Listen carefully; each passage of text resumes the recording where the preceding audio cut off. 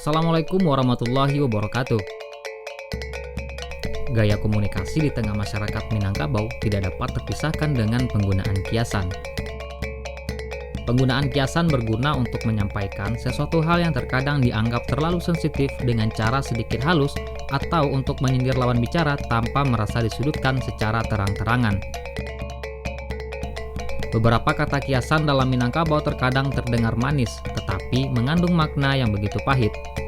Namun juga terdapat nasihat dalam penggunaan kiasan tersebut. Berikut beberapa contoh kiasan dalam Minangkabau. Eits, tunggu dulu. Buat kamu yang belum subscribe, jangan lupa klik tombol subscribe di bawah ini. Aktifkan lonceng notifikasinya ya, agar kamu tidak ketinggalan info menarik lainnya dari channel ini. Share ke media sosialmu juga, bersama kita berbagi informasi menarik lainnya yang ada di Minangkabau.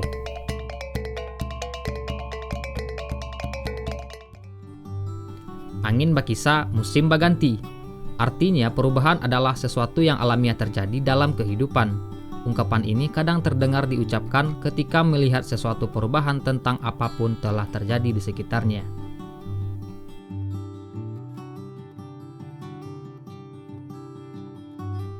Baraya sawah di ateh, lambok sawah di bawah. Artinya, jika seseorang atau sekelompok mendapat rejeki, kelompok ataupun orang di sekitarnya juga mendapatkan limpahan dari rejeki tersebut.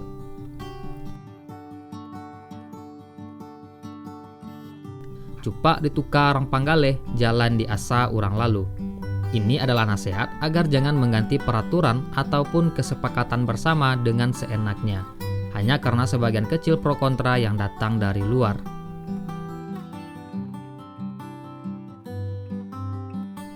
Duduk surang basampi-sampi, duduk basamo balapang-lapang.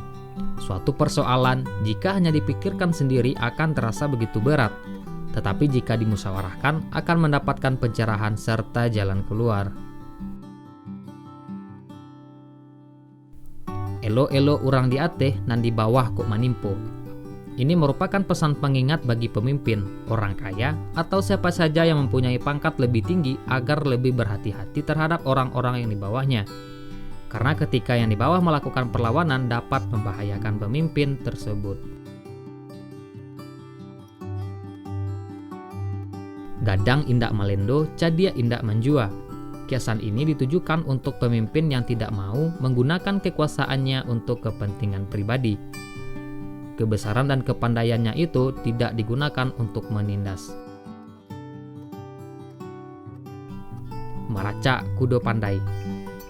Ungkapan ini secara harfiah artinya mengendalikan kuda yang telah pandai, yang berarti tidak perlu mengajarinya sehingga dapat melakukan pekerjaan dengan mudah tanpa perlu dilatih lagi.